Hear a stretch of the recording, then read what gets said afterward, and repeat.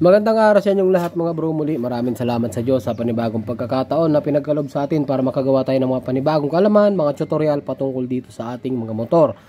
Ngayon araw mga bro, mayroon din nila dito sa atin na isang nakaset up na TMX 125 Alpha.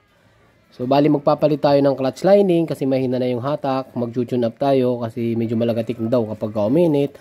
At ang isa pang ayusin natin is wala siyang starter. Kumbaga yung push start niya ay nawawala. Siguro mga bro, ang gagawin natin na tutorial is yung pag-ayos ng starter motor. Or di natin alam kung sa wiring ba or kung saan ang problema. Okay, so ayan mga bro, bago natin umpisan yung ating video, yung mga bago pa lang dito sa ating channel, huwag niyo pong kalimutan mag-subscribe para po lagi kayong updated tuwing mag-upload po tayo ng mga panibagong tutorial. O tara!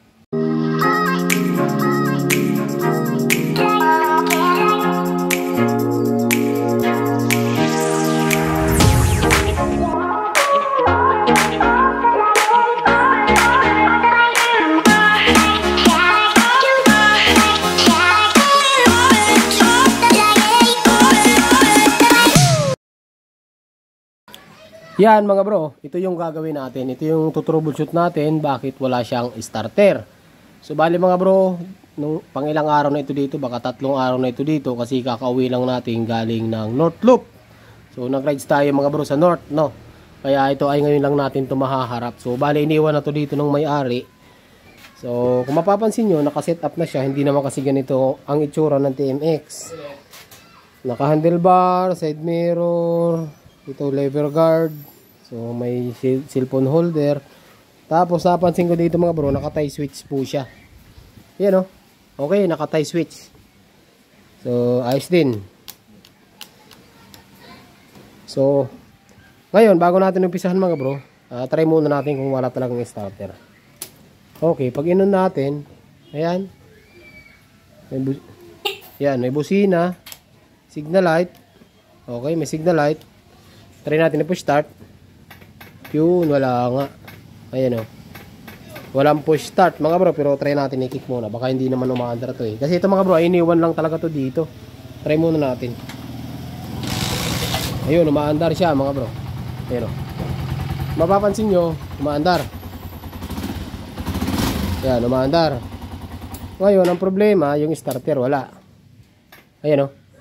Nagki-click lang. Click sound lang. Maganda yan mga bro, ano? Maganda yan kasi kapag ka nag-click, ibig sabihin, buo yung wirings. Alam niyo kung bakit? Kasi kapag kasira ang wirings niyan, mga bro ang wirings niyan, hindi kayo makakarinig ng click sound diyan. So maganda yan, mas maganda, mas mabilis ayusin yung ganyan na may nagki-click. Ang ibig sabihin lang niyan, yung wirings niyo buo. Yung nagki-click na yun yung starter relay. So kalasin natin dito mga bro, ayan o. Dali lang naman ayusin ko eh. So, hugutin nyo lang to. Ito, hugutin nyo lang. Baba. Tapos, clip. Ayan. So, ito pala yung battery nito. Hindi na rin to stock. Ayan. Hindi na rin po yan stock ha. Kasi kabisado ko ang wirings ng TMX. Merong relay dito. Hindi na rin to stock. Hindi po tayong gumawa nito mga bro ha. Ayan o. Bago natin mga bro i-troubleshoot, papaliwanag ko muna sa inyo kung paano ba gumagana yung starter motor natin. Ano? Yung starter motor mga bro, para gumana, kailangan natin ng push button. Okay, yung wirings, papunta dun sa starter relay.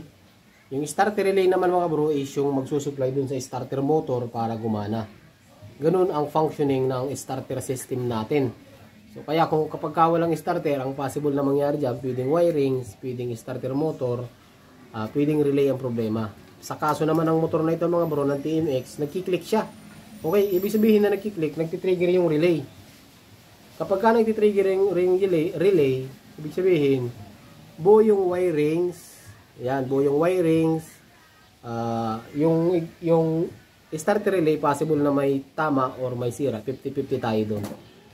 Sa ganitong kaso mga bro, ang possible na sira nito, either starter motor or starter relay. Ngayon mga bro, sa pag-ayos ng starter motor or walang starter, so dapat alam nyo rin yung mga wiring color coding ng mga motor or kung saan papunta yung mga wire. Ganito yan mga bro. Kung mapapansin nyo mga bro, ito yung tinatawag na starter relay. Mayroon siyang 4 na terminal kung mapapansin nyo. Mayroon 2 malaki at 2 maliit. Yung maliit na yan, yung yung pink, at saka yung yellow. Tapos ito, mayroon dalawang malaking terminal. Ayan. Itong malaking terminal mga bro, ang isa dyan, papunta ng positive ng battery. Ayan. Ang isa naman dyan, papunta ng, ito. Ayan. Kita nyo yan. Ito yung starter motor natin. Ito yung wire. Papunta dito yan. Papunta dito yan. Ngayon, ganito. Itong maliit, check natin. Ayun, ginawa na rin pala to eh. Ginawa na to. Alam niyo kung bakit ginawa na kasi ayan tanggalin natin para makita niyo. So hindi na pala to stock. Yun. Yung mga bro pansinin niyo. Dito green tsaka yellow. Pagdating sa baba, pink tsaka yellow. So ibig sabihin, dinugtong na rin ito. Ayan. So wala naman problema yun kasi okay lang din naman basta gumana. Okay mga bro, ulitin ko Ang function nito mga bro, para lang siyang 4-pin relay. Meron tayo ditong dalawang maliit, positive, negative po yan. Kapag ka na-supplyan yan, itong relay natin, titrigger po yan. Diba? Diba sabi ko sa inyo, ito galing ng battery or either yon. Alaman muna natin para magkaalaman na. Gamit po tayo ng test light. Yung test light natin, kabit natin sa negative. Tapos, check natin kung mayroong laman ng battery. Ayan, kung mapapansin nyo, umilaw yung test light. Ayan. Dito sa starter relay, check natin, wala. Yung kabila, ayun, mayroon. Ibig sabihin, ito yung galing ng battery. Okay kasi dito umilaw din sa positive. Ayan umilaw yung test light natin. Pagdating dito, umilaw. Ibig sabihin, ito yung galing ng battery. So ngayon, dahil galing siya ng battery, ito yung isa naman, ito yung papunta ng starter motor. So dapat, ang mangyayari mga bro, kapag ka na-supplyan nyo ito ng positive, negative, titrigger yan. Dapat, yung supply na galing dito sa battery, makakatawid siya dito. Tapos saka naman siya papunta doon sa starter motor. Kaya umiikot yung starter motor. Ayan. So ngayon mga bro, i-check natin dito. I-check natin kapag ka pinu-start kung nakakaralabas dito yung kuryente. Atras natin yung video para makita nyo mga bro. Ayan So ito naman kasi isang positive, isang negative. Minsan nakakabit to sa neutral at saka sa clutch natin. Ayan. Pero kung di ako nagkakamali, ang positive dito is yung itong yellow. Ayan Yung yellow na may stripe na red, yan yung galing ng push button natin. So try natin. On. Okay, on natin. Tapos, try natin pindutin to. Ayan Ayan mga bro, ito yung pinipindot ko. Hindi ko pindutin, ayaw umilaw. Pindutin ko, umiilaw. Okay, ibig sabihin yan mga bro, buo siya, Ibig sabihin niya, buo yung ating linya. Ngayon, hindi rin naman magti-trigger ito mga bro kung walang negative. So, ulitin natin, salpak muna natin. Para, madali lang yung mga bro, yung mga ganitong isira, Basic wiring lang naman yung starter kasi konti lang naman ang wiring ng starter. Ulitin ko mga bro, ito yung may ilaw is yung galing ng battery. Ayan. Yung kabila walang ilaw pero dapat pag pinindot yan, iilaw. Ayan, kasi magti-trigger siya. Pindutin natin. Ayun Kita nyo mga bro. Nagti-trigger yung relay pero hindi umiilaw yung test light. So, nahuli na agad natin ng sira, mga bro. Ang may sira dito, itong starter relay. Di ba? Ngayon, paano natin i-check kung yun nga ang sira? Kasi possible din na sira yung starter motor natin. Ang gawin nyo lang mga bro, kuha kayo ng plies, long nose, o ano pa ba, or yung screw, or kahit anong bagay. Pag-short natin ito mga bro. Ito Itong dalawa. Ito yung galing ng battery kasi umilaw. Ito yung papunta ng starter motor. Ulit-ulit na tayo dito mga bro I-short natin. Kapag ka-short natin to, dapat aandar ang motor. Ngayon kapag ka hindi umandar, may sira rin yung may sira rin yung ating starter motor. Ngayon kapag ka umandar yan, ay buo yan mga bro. Isa pa nga pala mga bro ang i-consider nyo dyan is yung ating charge ng battery. Kasi kung ang battery mo ay 11 volts, hindi rin makakapag-push start yan. Yan. Sa nakikita ko naman mga bro, malaki yung battery at mukhang healthy yung battery. Asan yung tester bro? Nandyan. Yan. Kunin mo yung tester saglit para pakita natin dito sa mga subscribers natin na may laman yung ating charger bago natin i-short mga bro. So wala pong daya yung mga tutorial natin. Marami nagsasabi na mga scripted daw. Ito po ay mga ngayon lang natin nakalas yung motor na ito. Kaya ngayon lang din natin nakikita. Yan. Ito mga bro, gamit po tayo ng tester dito. Lagay nyo lang sa DC. Bakit DC? Kasi direct current yung battery. Sukatin natin kung ilan ang laman ng battery. So kung mapapansin nyo, maliwanag naman na mayroon tayong 12.85, 12.8, 84, 85 naglalaro. Oh. So healthy. So ibig sabihin mayroong laman yung battery. Walang problema. Ngayon i-short na natin ito mga bro ha. Dikitin natin. Yun. Pansin nyo? Umandar. Ayan. Ibig sabihin, ulitin natin. Patay natin. Ayan. Patay. Ulitin natin ha. Short ulit natin. Ayan. Umandar talaga siya. Ibig sabihin, ang masira niyan mga bro ito. Okay? So, bibili muna tayo ng pyesa nito mga bro. Mamaya, balikan ko kayo. Ito lang naman ang sira niyan. Basic na basic lang. Yeah mga bro, so welcome back tayo. Ayun ha.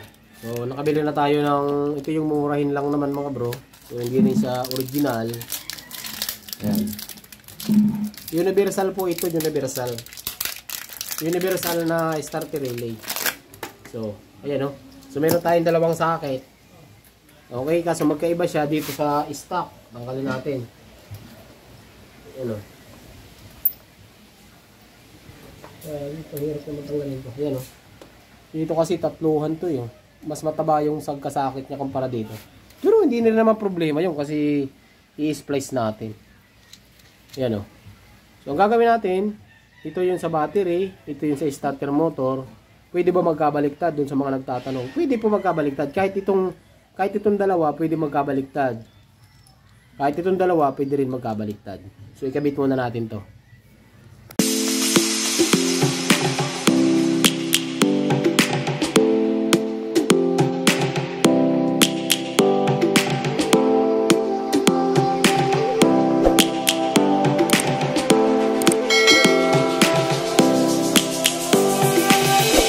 Lions roaring in the morning sun, searching for a longer day. People feeling like the light has just come. We must never stop the way, yeah. Birds chirping and I hear my name.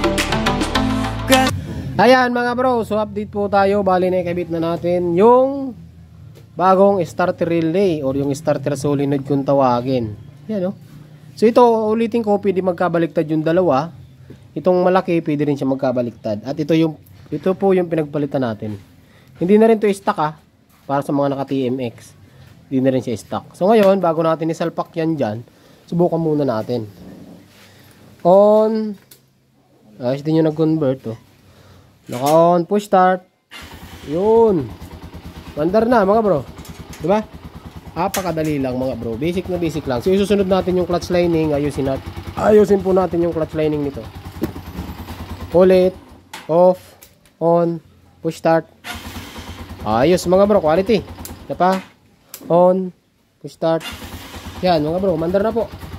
So buo na yung starter natin. Napakadali lang mga bro.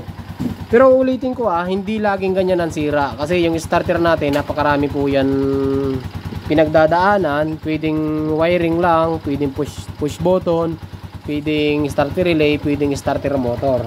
So sa ngayon, nagkataon mga bro na starter relay yung problema. Kaya napaka-basic lang, napakadali lang mga bro. Ngayon naman mga bro, ito ay ibabalik na natin dito sa lagayan niya. So napakadali na rin naman ikabit ito. Doon sa mga mayroong pang nais itanong mga bro ay comment nyo lang at sasagutin po natin yan. So hanggang dito lang yung video natin. Magandang araw sa inyong lahat at ride safe lagi.